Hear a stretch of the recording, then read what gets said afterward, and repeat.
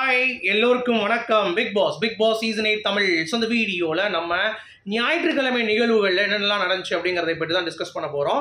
So வீடியோக்குள்ளே போகிறதுக்கு முன்னாடி நம்ம சேனலுக்கு நீங்கள் புதுசாக இருந்தீங்கன்னா கண்டிப்பாக சப்ஸ்கிரைப் பண்ணிக்கோங்க. வீடியோ மறக்காமல் ஒரு லைக் பண்ணிக்கோங்க. இப்போ நம்ம வீடியோக்குள்ளே போகலாம். ஸோ இன்றைக்கி ரொம்ப எமோஷ்னலான ஒரு எபிசோட் அப்படிங்கிறத சொல்கிறாங்க. ஏன்னா பிக் பாஸில் 2 எவிக்ஷன் வாரம் அப்படின்னாலே ரொம்ப எமோஷன்ஸ் வந்து கனெக்ட் ஆகும். ஆனால் பிக் பாஸ் வரலாற்றிலே முதல் முறையாக இந்த மாதிரி ஒரு சம்பவம் நடந்திருக்கு. ஏன்னா 2 பெண்கள் 2 ஆண்கள் ஒரே முறையாக போனதில்லை அப்படின்ற மாதிரி வந்து சொல்லப்படுது. அதாவது எவிக்ஷன் பொறுத்த வரைக்கும் வந்து பார்த்தீங்கன்னா 2 பெண்கள் 2 ஆண்கள் அப்படின்ற மாதிரி ஆக மாட்டாங்களாம். ஸோ உதாரணத்துக்கு சொல்லணுன்னா ஜித்தன் ரமேஷ், நிஷா, ஓகேங்களா, வருண், அக்ஷரா, யுகேந்திரன், வினுஷா, இந்த மாதிரி தான் வந்து டபுள் எவிக்ஷன்ஸ் வந்து இருக்கும் அப்படின்ற மாதிரி சொல்கிறாங்க. பட் எனக்கு தெரிஞ்சு அப்படி ஒரு போஸ்ட் பார்த்தேன், பட் அது ஞாபகம் இல்லை எனக்கு. மேபி ஏதாவது ஒன்று இருந்திருக்கலாம். பட் பிக் பாஸ் வரலாற்றில் இதான் முதல் முறை அப்படின்ற மாதிரி வந்து சொல்கிறாங்க. நிறையா சொல்கிறீங்க அப்படின்ற மாதிரி இருக்கா? ஸோ அந்த மாதிரி தான் எனக்கும் வந்து ஃபீல் ஆச்சு. ஸோ உங்களுக்கும் அப்படி தான் தோணியிருக்கும்னு நினைக்கிறேன். அது மட்டும் இல்லாமல் நிறைய விஷயங்கள் ஞாயிற்றுக்கிழமை டிஸ்கஸ் பண்ணப்பட்டிருக்கு. எப்பயுமே சனிக்கிழமை ஒன்றுமே இருக்காது, சும்மா பேசிகிட்டு இருப்பார் விஜய் சேதுபதி. பட் சனிக்கிழமை எபிசோடும் 2 வாரமாக தரமாக இருக்குது.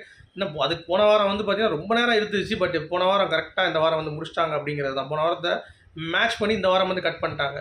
பட் இன்றைக்கி ஞாயிற்றுக்கிழமை போன வாரம் எபிசோட் ரொம்ப கிறிஸ்ப். இந்த வாரம் அதே மாதிரி தான் இருக்குன்னு சொல்கிறாங்க.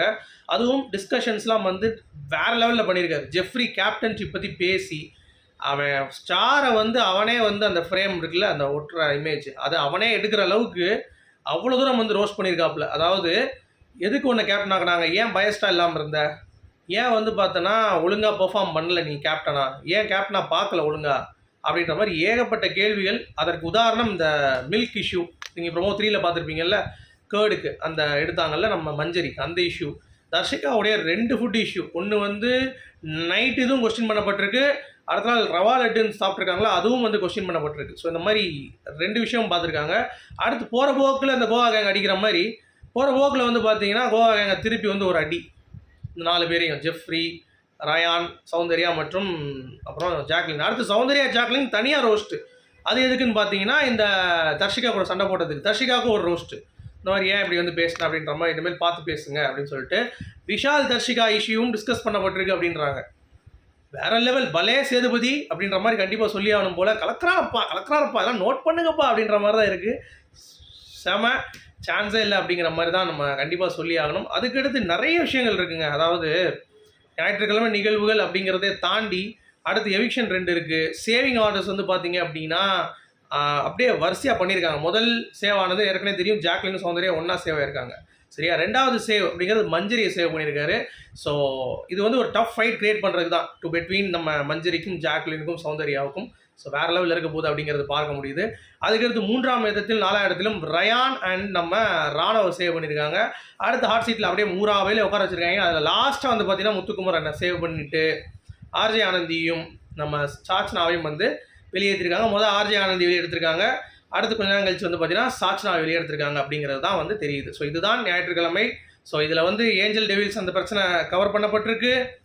ரஞ்சித் ஜாக்லின் சண்டை ஏற்கனவே கவர் பண்ணப்பட்டாச்சு. அப்புறம் அந்த மிட் நைட்டு அந்த பூண்டு அந்த ஃபுட்டு ரவா லட்டு அதுவும் டிஸ்கஸ் பண்ணப்பட்டாச்சு. வேறு என்ன கேப்டன்சி அதுவும் டிஸ்கஸ் பண்ணப்பட்டாச்சு. ஸோ நான் ஏற்கனவே நேற்று சொன்னேன் இல்லை, ப்ரோமோ 9 மணிக்கு ஒரு ப்ரோமோ வீடியோ போடுவோம் நம்ம எப்பயுமே அந்த டிஸ்கஷன் பற்றி. அதில் நம்ம ஏற்கனவே சொல்லியிருந்தோம்.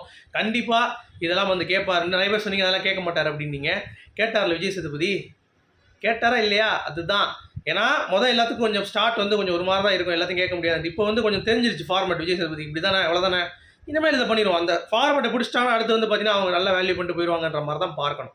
சரி, அடுத்து சாச்சனா எவிக்ட் ஆகிட்டு ஆர்ஜே ஆனந்த் எவிக்ட் ஆகிட்டு அவங்க பேசிய வார்த்தைகள், அவங்க ஸ்டேஜில் அந்த எல்லாரையும் பார்த்துட்டு சொன்ன அந்த ஒரு விஷயங்கள், அதெல்லாம் வந்து நான் இங்கே சொல்லிட்டா சுவாரஸ்யம் இருக்காது. அதனால் நான் சொல்லலை. சரிங்களா? ஏன்னா அதில் ஒரு கிலோ மட்டும் சொல்கிறேன், ஒரு கிலோ மட்டும் கொடுக்குறேன். என்ன அப்படின்னா, ஜாக்லினை பார்த்து நம்ம ஆனந்தி இப்போயாச்சும் ஒழுங்காக மூஞ்சி நேரம் சொல்லி பழகு அப்படின்ற மாதிரி, ஸ்ட்ராங் பிளேயருங்கிறத எல்லா இடத்தையும் சொல்லி என்ன பார்க்கும்போது கூட சொல்லாது அப்படின்ற மாதிரி சொல்கிறது. அப்புறம் முத்துவுக்கும் சாச்சனாவுக்கும், சேதுபதிக்கும் சாச்சனாவுக்கும், விஷாலுக்கும் சாச்சனாவுக்கும் இடைப்பட்ட நிகழ்வுகள், அற்புதமான நிகழ்வு, அதெல்லாம் வந்து இன்றைக்கி எபிசோடில். ஸோ வேறு எதுவும் இல்லை. உங்களுடைய கருத்துக்கள் சொல்லுங்கள். மீண்டும் சந்திப்போம். Guys, good bye.